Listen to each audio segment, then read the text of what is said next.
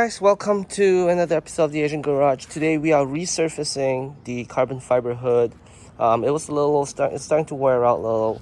So what we're gonna do is I sanded it already. You just want to use a 600 grit, and I do have a sanding block right there. It's just really dry sand it. Make sure you can sand as much as you can. Try not to get any of these glossy areas left. So I'm gonna do it one more time to get rid of these glossy areas. Just make sure it's an even sand all around. It's a little difficult with just a sanding block. If you have something like an orbital, you can put a sanding disc on it and just sand it all the way down. But for now, because we only have sanding block, we're gonna take some time to sand this all, make sure it's all nice and clean. And after you do sand it down, you wanna wash it with soap and water. Just make sure you get all the dirt out. Now, because it doesn't need to be a showpiece, you just have to sand it, wash it down a little bit. Make sure it's really dry. We have the fan there, making sure it's dry. And actually, even if a little bit like that, it's not too bad. You can start, but we're gonna sand it out one more time just to make sure that all the shiny spots are gone. And the reason we do that is to make sure that we have a good adhesion layer, because if it's too flat now, the particles just won't stick well. It won't get into the grooves basically. So we want to have a good sanding area. We're just gonna do this all around one more time and then wash it, and then we're gonna start spraying. Okay, this is kind of something that we want. Just everything sanded down, not too many shiny spots around. I'm just gonna let it dry for a little bit.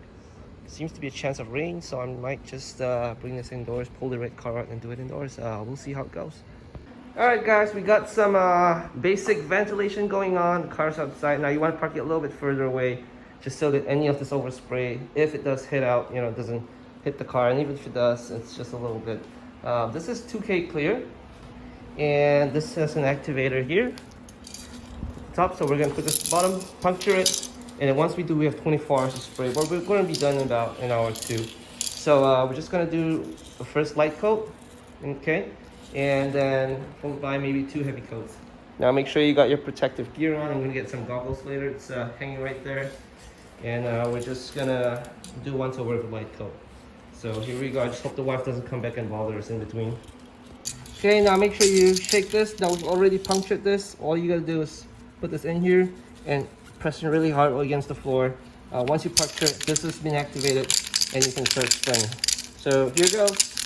Now you want to start around the edges first and just move from there.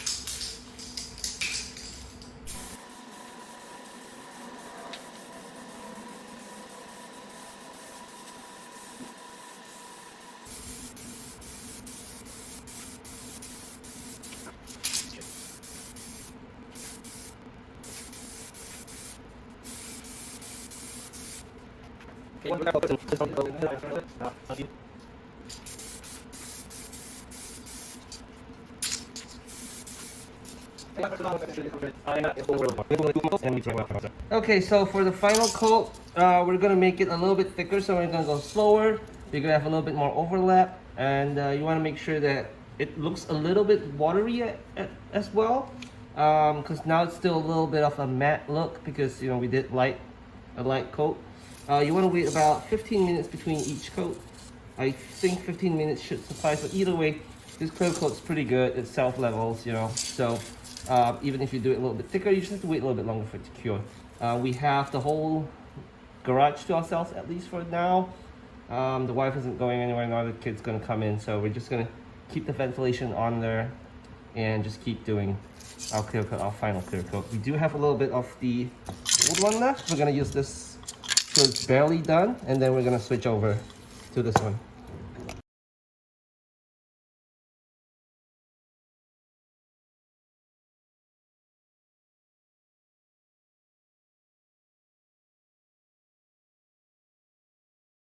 Okay, so we got our final coat on.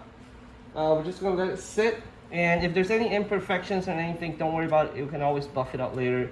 We do have a polisher somewhere up there, so I think it should be okay. Just to take a look at the finished work, you're gonna see a little bit of lines. That's not too bad. Right now it looks pretty good. Still some hazing around it. I'm sure it'll clear up once it dries.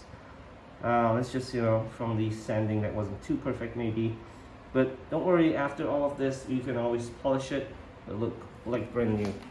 So I'll probably do one more coat just off the top here, just because it wasn't as perfect. But other than that, it looks really good. Much better than the almost dead previous Clearcoat. Okay guys, it's been about 2 hours now. As you can see, the gloss is pretty good. It's a little bit of orange peel, but that's because the humidity today is really off the charts. It's like 60% something. So we're just gonna let it cure for the next maybe 20 hours or so, 24 hours, and then we're gonna have a buffing tool just buff this down. But it turned out really good. I don't see any high spots or anything. You know, just going across the light here. You know, seems pretty good. But regardless, we're just gonna buff it down anyway, and then it's gonna come out really glossy and really nice. Okay, so we've got the hood back on. It's left to cure for about 24 hours or so, and right now we're just gonna put this on. We're gonna do some polishing, and what I have here is a V36 from Chemical Guys, and I also have a V38 later for the final shine, the final polish. So we're gonna start with the V36 and then follow up with the V38 later. I'm gonna do slowly, just to make sure that, you know, nothing too crazy. And we also have this polishing pad conditioner that we just sprayed on the pad, because if the pad's too dry, it might burn through the clear coat. So we're just gonna do a simple polish. So I'm just gonna put some.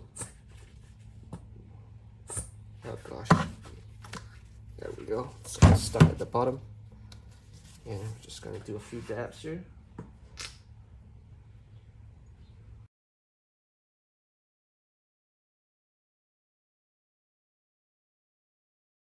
Okay, so something basic about Clearcoat is that it's hard. It's really hard, and I forgot the basics. That if you want to get rid of orange peel, like if you can see it, it's a little bit orange peel. It's actually quite bad. But here's some basics about carbon fiber. Okay, it attracts a lot of static. So prior to doing any kind of painting or clear coating, you want to have it charged. I'm sorry, remove the charge. So there are like charge removal sprays, or some people use like electrodes or something, which I don't think really work very well. But with all the charge on that, all the droplets that get on, even before they get on, they tend to kind of like, I would say, form much smaller droplets rather than a very nice flat surface. So when that happens, it creates this orange peel. Just how it is.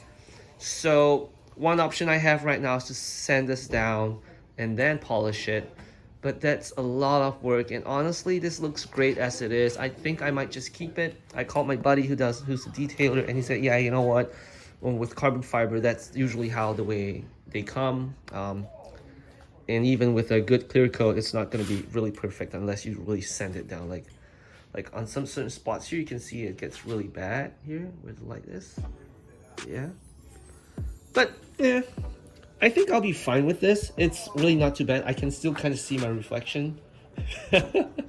So I guess for now, that's what we're gonna do. We're just gonna keep it as is until I find like a lot of time to really sand this down with a light sander. But I probably don't want to do that. That's gonna be a little bit too much work. So yep. So, you know, regardless, you know, the clear coat's redone. I don't see any weird spots. There aren't any swollen marks around, no grayish dying spots. So we're just gonna leave this in the garage for another day or two, let it fully cure, and then we can start driving it out again. We don't want to go out too much in the sun with this as well. So yep, all right, so see you guys, and stay tuned.